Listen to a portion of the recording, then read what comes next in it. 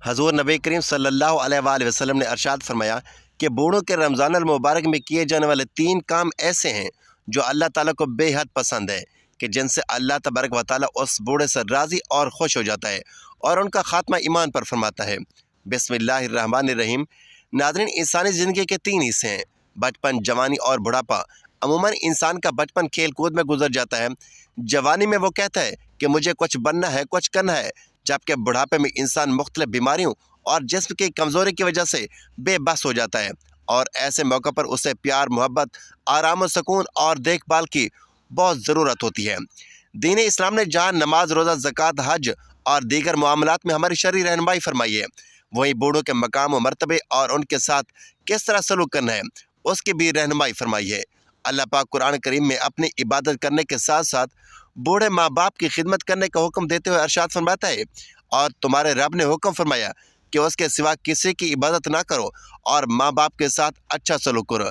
अगर तेरे सामने उनमें से कोई एक या दोनों बुढ़ापे को पहुँच जाए तो उनसे उफ तक ना कहना और ना ही उन्हें झिड़कना और उनसे खूबसूरत नरम बात करना और उनके लिए नरम दिली और आजी का बाजू झुका कर रखना और दुआ करना कि ऐ मेरे रब, तू इन दोनों पर रहम फरमा जिस तरह इन दोनों ने मुझे बचपन में पाला पोसा। बूढ़ों की इज़्ज़त कीजिए। दीन इस्लाम ने हमें बूढ़े वालिदैन के साथ साथ रिश्तेदारों और मुआशरे में मौजूद दीगर बूढ़े हजरात की भी इज़्ज़त करने का हुक्म दिया है। अल्लाह पाक के आखिरी नबी हज़रत मोहम्मद सल्लल्लाहु अलैहि वसल्लम ने अरशाद फरमाया, बूढ़े मुसलमान की इज़्ज़त करना अल्लाह पाक की ताज़ीम में से है।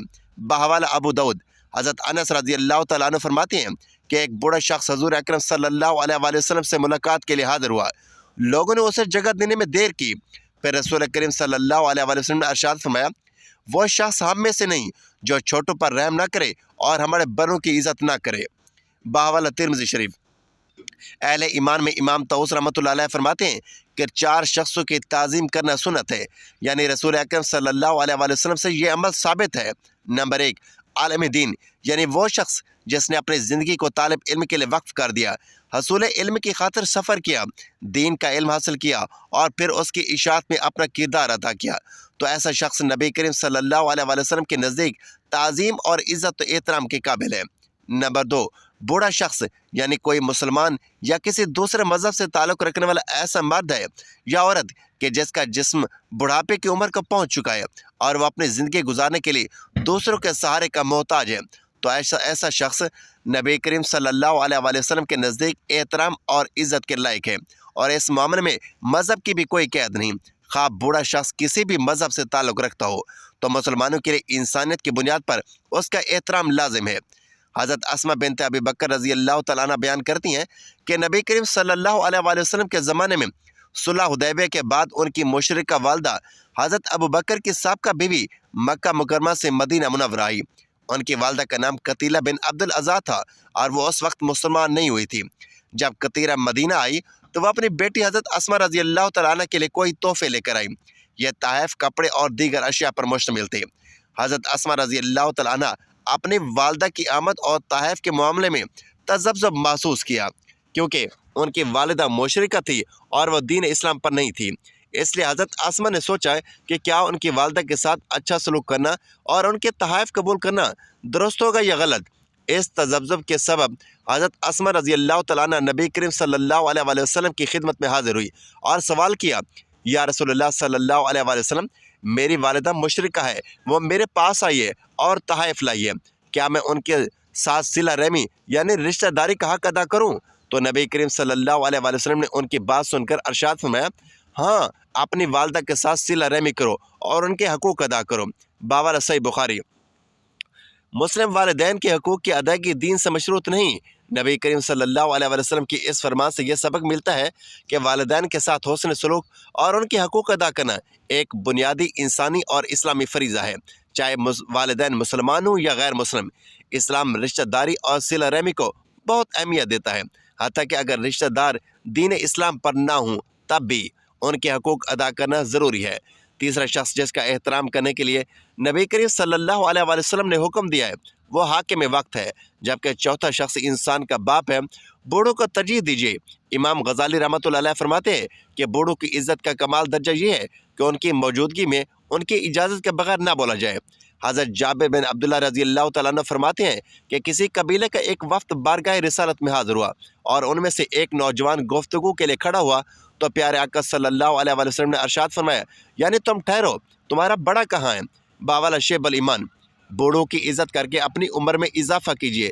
رسول کریم صلی اللہ علیہ وآلہ وسلم فرماتے ہیں، جو نوجوان کسی بوڑھے شخص کی عزت اس کی عمر کی وجہ سے کرتا ہے تو اللہ پاک اس کے بڑھاپے کے وقت ایسے شخص کی عمر بڑھا دے گا جو بڑوں کی عزت کرے گا۔ باولا ترمذی شریف۔ امام غزالی رحمۃ اللہ علیہ یہ حدیث پاک نقل کرنے کے بعد فرماتے ہیں کہ اس حدیث پاک میں لمبی عمر کی بشارت ہے اور اس سے معلوم ہوتا ہے کہ بوڑھوں کی عزت کرنے سے عمر میں اضافہ ہوتا ہے۔ ناظرین، ایک مرتبہ ایک شخص حضرت علی رضی اللہ تعالیٰ عنہ کی خدمت میں حاضر ہوا اور ان سے سوال کرنے لگا کہ میرے بال سفید ہوتے جاتے ہیں، اس کا کیا مطلب ہے؟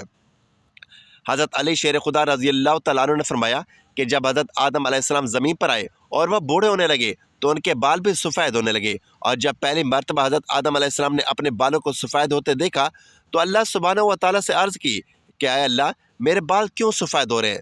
تو اللہ تعالیٰ نے فرمایا کہ بالوں کا سفید ہونا بڑھاپے، بزرگی اور تجربات میں فراوانی کی طرف اشارہ ہے، اور انسان کا بوڑھا ہونا انسان کے نفسانی خواہشات سے دور کرتا ہے اور اس بات کو واضح کرتا ہے کہ اس شخص کے پاس زندگی میں تجربات ہیں جن سے مشورہ لے کر آپ اپنے فیصلوں کو بہتر بنا سکتے ہیں۔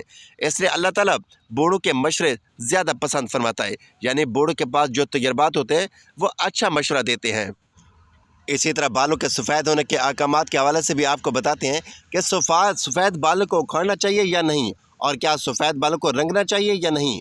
حضرت عمر بن شعیب رضی اللہ تعالیٰ عنہ سے روایت ہے کہ نبی کریم صلی اللہ علیہ وآلہ وسلم نے فرمایا، سفید بالوں کو نہ اکھاڑو، کیونکہ بڑھاپے میں بالوں کا سفید ہونا مسلمانوں کے لیے نور ہے۔ جو شخص حالت اسلام میں بڑھاپے کی طرف قدم بڑھاتا ہے، جب کسی مسلمان کا ایک بال سفید ہوتا ہے تو اس کی وجہ سے اللہ پاک اس کا ایک گناہ مٹا دیتا ہے اور اس کی ایک نیکی لکھ دیتا ہے اور اس کا ایک درجہ بلند کر دیتا ہے۔ اسی طرح یہ حدیث مختلف کتابوں میں بیان کی گئی ہے اور حدیث کی کتابوں میں بھی اس کو بیان کیا گیا ہے۔ آپ جان لیتے ہیں کہ سفید بالوں کو رنگنا چاہیے یا نہیں۔ بالوں کو رنگنا خضاب کرنا کہلاتا ہے، اور جان لیجئے کہ نبی کریم صلی اللہ علیہ وآلہ وسلم نے سفید بالوں کو رنگنے کا حکم دیا ہے، جیسا کہ حضرت ابو ہریرہ رضی اللہ تعالیٰ عنہ روایت بیان فرماتے ہیں کہ نبی کریم صلی اللہ علیہ وآلہ وسلم نے ارشاد فرمایا کہ بڑھاپے میں بالوں کی سفیدی کو خضاب کے ذریعے سے بدل ڈالو، اور خضاب نہ لگانے میں یہودیوں کی مشابہت اختیار نہ کرو۔ اسی طرح سے ایک اور روایت میں آپ صلی اللہ علیہ وآلہ وسلم نے ارشاد فرمایا، یہودی اور نصرانی یعنی کہ عیسائی خضاب نہیں لگاتے تھے، لہذا تم ان کے خلاف کرو، یعنی کہ خضاب لگاؤ۔ ایک اور روایت میں فرمایا کہ مہندی کا خضاب لگانا یا مہندی میں کوئی اور چیز ملا کر سفید بالوں کو رنگ کرنا بھی جائز ہے، اور زرد خضاب لگانا بھی ٹھیک ہے۔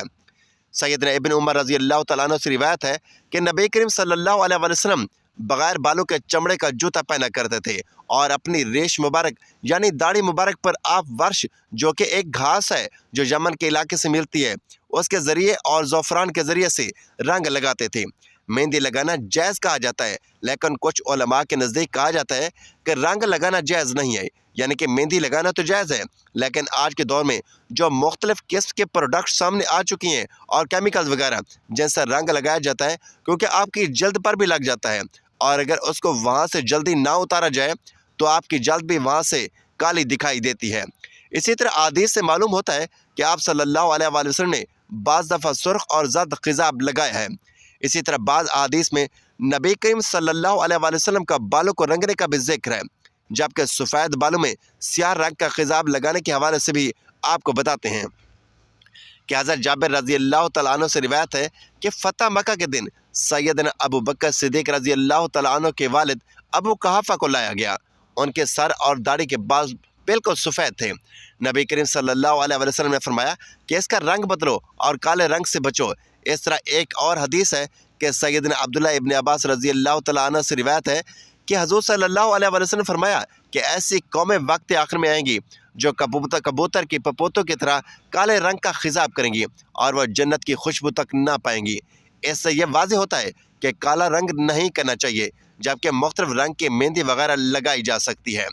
پیارے دوستو، ہمیں بھی چاہیے کہ ہم اسلام کی تعلیمات پر عمل کرتے ہوئے بوڑھوں کی عزت و احترام کریں۔ اگر ہم گھر میں یا کہیں اور بیٹھے اور وہاں بوڑھے والدین یا دادی دادا یا کوئی رشتہ دار یا کوئی بوڑھا اجنبی آ جائے تو اس کی عزت کرتے ہوئے، اس کو ریسپیکٹ دیتے ہوئے کھڑے ہو جائیں، ان کو سلام کریں اور اس سے بیٹھنے کا کہیں۔ جو ہی ہم کہیں جا رہے ہوں اور راستے میں کوئی بوڑھا شخص ملے تو اسے عزت دیتے ہوئے سلام کریں، اس کے پاس کوئی سامان ہو تو اسے اٹھا لیں، اس کی مدد کریں۔ اس طرح جب ہم کسی ٹرین یا گاڑی میں سفر کر رہے ہوں اور کوئی بوڑھا آ جائے اور بیٹھنے کی جگہ نہ ہو تو اس کو اپنی جگہ پر بیٹھنے کی دعوت دیں اور اس کی دعائیں لیں۔ حضرت مفتی احمد یار خان نعیمی رحمۃ اللہ علیہ فرماتے ہیں کہ اللہ پاک کی بارگاہ میں بوڑھے شخص کی دعا زیادہ قبول ہوتی ہے، اور اللہ کریم سفید داڑھی والے بندے کے پھیلے ہوئے ہاتھ کبھی خالی نہیں لوٹاتا۔ اللہ پاک ہمیں اسلام کی روشن تعلیمات پر عمل کرتے ہوئے بوڑھے حضرات کی عزت، ادب اور احترام کرنے کی توفیق عطا فرمائے۔ ناظرین، اسلام میں موت کے وقت کلمہ طیبہ لا الہ الا اللہ کے جاری ہونے کو بہتر انجام کی علامت سمجھا جاتا ہے۔ اس حوالے سے نبی کریم صلی اللہ علیہ وآلہ وسلم کی احادیث اور اسلامی کتب میں مختلف روایات موجود ہیں، اور فرمایا گیا ہے کہ نبی کریم صلی اللہ علیہ وآلہ وسلم نے فرمایا کہ بوڑھوں کے چند اعمال ایسے ہیں کہ جن کی زندگی سے اللہ راضی ہوا اور ان کو مرتے وقت کلمہ پڑھنا نصیب فرماتا ہے۔ ان خوش نصیب بوڑھوں میں سب سے پہلے نمبر پر وہ لوگ ہیں جو اپنی زندگی میں ایمان پر استقامت رکھتے ہیں۔ ایسے بوڑھے افراد جو اپنی زندگی میں ایمان رکھتے ہیں، رمضان المبارک میں عبادت کرتے ہیں اور اللہ کے ساتھ اپنے تعلق کو مضبوط کرتے ہیں، ان کی زبان پر کلمہ طیبہ جاری ہونے کی قوی امید کی جاتی ہے۔ رسول اللہ صلی اللہ علیہ وآلہ وسلم نے فرمایا، جو شخص لا الہ الا اللہ کہتے ہوئے دنیا سے رخصت ہوا وہ جنت میں داخل ہوگا۔ بحوالہ صحیح مسلم۔ ایمان کی استقامت اور اللہ کے ذکر پر موت کے وقت جنت کی خوشخبری ملتی ہے۔ بوڑھے افراد جو طویل عمر گزارنے کے باوجود اپنے ایمان پر قائم رہتے ہیں، ان کے لیے یہ سعادت ممکن ہے۔ نمبر 2، والدین کی خدمت کرنے والے۔ بوڑھے والدین کی خدمت کرنے والے افراد کے بارے میں احادیث میں بہت فضیلت بیان کی گئی ہے، اور ایسے بوڑھے افراد جو اپنی اولاد کو نیک اور خیر کی طرف رہنمائی کرتے رہے ہوں، ان کی زبان میں کلمہ جاری ہونے کی قوی امید ہوتی ہے۔ رسول اللہ صلی اللہ علیہ وآلہ وسلم نے فرمایا، اس شخص کی ناک خاک آلود ہو جس نے رمضان المبارک میں اپنے والدین میں سے ایک یا دونوں کو بڑھاپے میں پایا اور ان کی خدمت کر کے جنت حاصل نہ کر سکا۔ بحوالہ صحیح مسلم۔ یہ حدیث ان افراد کی فضیلت کو بیان کرتی ہے جو اپنے والدین کی خدمت کرتے ہیں اور ان کی دعاؤں کا وسیلہ بنتے ہیں۔ ایسے والدین کے لیے نیک انجام کی امید کی جا سکتی ہے۔ نمبر 3، نماز کے پابند بوڑھے۔ ایسے بوڑھے افراد جو اپنی پوری زندگی میں نماز کے پابند رہے ہوں، ان کے لیے موت کے وقت کلمہ طیبہ کے جاری ہونے کی خوشخبری دی گئی ہے۔ رسول اللہ صلی اللہ علیہ وآلہ وسلم نے فرمایا، نماز دین کا ستون ہے، جو اس کو قائم رکھے گا وہ دین کو قائم رکھے گا۔ بحوالہ مسند احمد۔ نماز کی پابندی کرنے والے بوڑھے افراد کے دل اللہ کی یاد سے معمور ہوتے ہیں، اور موت کے وقت اللہ کا ذکر ان کی زبان پر جاری رہتا ہے۔ نمبر 4، حقوق العباد کا خیال رکھنے والے۔ ایسے بوڑھے افراد جنہوں نے اپنی زندگی میں رمضان المبارک کی قدر کی اور اس میں دوسروں کے حقوق ادا کیے ہوں، ان کے لیے بھی نیک انجام کی بشارت ہے۔ رسول اللہ صلی اللہ علیہ وآلہ وسلم نے فرمایا، مسلمان وہ ہے جس کے ہاتھ اور زبان سے دوسرے مسلمان محفوظ رہیں۔ بحوالہ صحیح بخاری۔ حقوق العباد کا خیال رکھنے والے بوڑھے افراد کو اللہ کی رحمت نصیب ہوتی ہے، ان کا خاتمہ ایمان پر ہوتا ہے اور ان کو موت کے وقت کلمہ پڑھنا نصیب ہوتا ہے۔ نمبر 5 پر قرآن کے حافظ اور قاری ہیں۔ بوڑھے افراد جو قرآن کے حافظ یا اس کے قاری ہیں اور انہوں نے اپنی زندگی کا اکثر حصہ پڑھنے اور پڑھانے میں گزارا ہوتا ہے، ان کے لیے بھی نیک انجام کی بشارت ہے، اور ان کو اللہ تعالیٰ مرتے وقت کلمہ نصیب کرتا ہے۔ رسول اکرم صلی اللہ علیہ وآلہ وسلم نے ارشاد فرمایا، قیامت کے دن قرآن اپنے قاری کے لیے شفاعت کرے گا۔ بحوالہ صحیح مسلم۔ قرآن کے ساتھ تعلق رکھنے والے بوڑھے افراد کی زبان پر اکثر قرآن کے الفاظ اور کلمہ جاری رہتا ہے، جو ان کی موت کے وقت میں بھی جاری ہوتا ہے۔ زبان کو ذکر الہی سے تر رکھنے والے ایسے بوڑھے افراد جو اپنی زبان کو ہمیشہ اللہ کے ذکر سے تر رکھتے ہیں، ان کے لیے موت کے وقت میں یہی ذکر جاری رہتا ہے۔ رسول اللہ صلی اللہ علیہ وآلہ وسلم نے فرمایا، اللہ کا ذکر کرتے رہو یہاں تک کہ لوگ تمہیں پاگل سمجھنے لگیں۔ بحوالہ مسند احمد۔ اللہ کے ذکر میں مشغول رہنے والے بوڑھے افراد کے لیے یہ عظیم سعادت ممکن ہے۔ ناظرین، رمضان المبارک بابرکت مہینہ ہے جس میں اللہ تبارک و تعالیٰ کی رحمت، مغفرت اور جہنم سے نجات کے لیے دروازے کھولے جاتے ہیں۔ اس مہینے میں بخشش حاصل کرنے کے لیے درج ذیل 3 اعمال انتہائی اہم ہیں۔ نمبر 1، توبہ و استغفار۔ رمضان میں سچے دل سے اپنے گناہوں کی معافی مانگے اور اللہ سے توبہ کرنا بہترین عمل ہے۔ نبی کریم صلی اللہ علیہ وسلم نے فرمایا، جو شخص رمضان میں ایمان کے ساتھ اور ثواب کی نیت سے قیام کرتا ہے، اس کے پچھلے گناہ معاف کر دیے جاتے ہیں۔ بحوالہ صحیح بخاری و مسلم۔ لہٰذا اس مبارک مہینے میں استغفار کی کثرت کریں، خاص طور پر یہ دعا پڑھیں، استغفر اللہ الذی لا الہ الا هو الحی القیوم वअतूबु इलैहि। नंबर 2, कुरान की तिलावत और दुआ। रमज़ान कुरान का महीना है, इस महीने में ज़्यादा से ज़्यादा तिलावत करें और दुआएं मांगे, ख़ास तौर पर अफ्तार के वक्त और सेहरी के लम्हात में। नबी अकरम सल्लल्लाहु अलैहि वसल्लम ने फरमाया, 3 लोगों की दुआ रद्द नहीं की जाती: रोज़ादार की, अफ्तार के वक्त, आदिल हुक्मरान की और मजलूम की दुआ। नंबर 3, सदका व खैरात और दूसरों के साथ हुस्न सलूक। रमज़ान में सदका व खैरात करना गुनाहों की माफ़ी और अल्लाह की रज़ा हासिल करने का बेहतरीन ज़रिया है। नबी करीम सल्लल्लाहु अलैहि वसल्लम रमज़ान में सबसे ज़्यादा सखी होते थे। हदीस में आया है, सदका गुनाहों के इस तरह मिटा देता है जैसे पानी आग को बुझा देता है। दोस्तों, ये 3 अमाल रमज़ान में बख्शिश के लिए निहायत मुअस्सर हैं। अल्लाह ताला हम सबको इन पर अमल करने की तौफीक अता फरमाए। नाज़रीन, वीडियो अच्छी लगे तो वीडियो को लाइक करें, शेयर करें, चैनल को सब्सक्राइब करें और कमेंट बॉक्स में अल्लाह ताला के 99 नामों में से एक नाम ज़रूर टाइप करें। अगले वीडियो तक के लिए इजाज़त दीजिए। अल्लाह हाफिज़।